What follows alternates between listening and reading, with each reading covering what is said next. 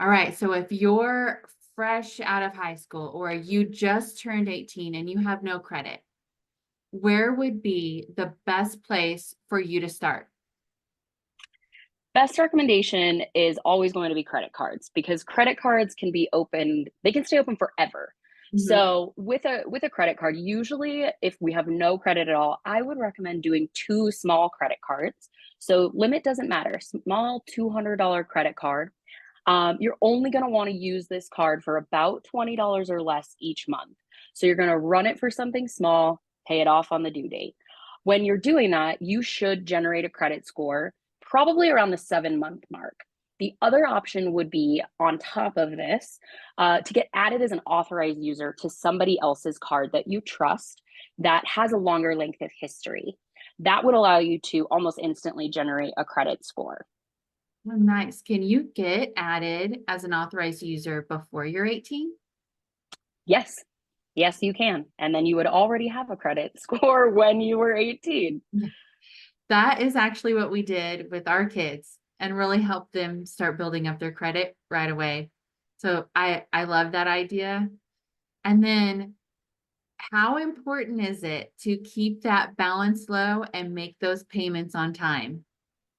Very important, especially with it being your only active trade lines.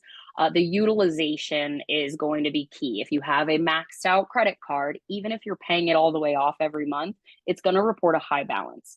So the usage is super important. Under 10% is always going to be best when you're looking at having, maximum points on those credit cards. So that's why I recommend, Netflix, put something small on it, run it for that small amount, pay it off right around the due date. And you can pay it all the way off. Then you're not paying interest on the card, which is also, I think, very important. Never give those companies money if you don't have to.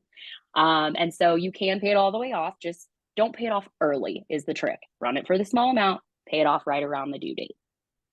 Now you hear about the tricks of paying it off, paying half of it early and then the rest of it on the due date. Does that really help boost your scores?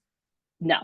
So no matter how many payments you make in between, it's only going to report 1 month of payments. So that's the most they can report. They're just going to report that that month you paid a payment on time.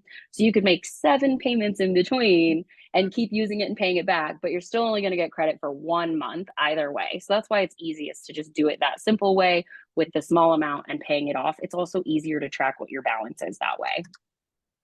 Now, compared to a secured credit card, and if you don't know what a secured credit card is, it's just where you get a card and you put a deposit down, and that is essentially your credit or how much you can use off of that card.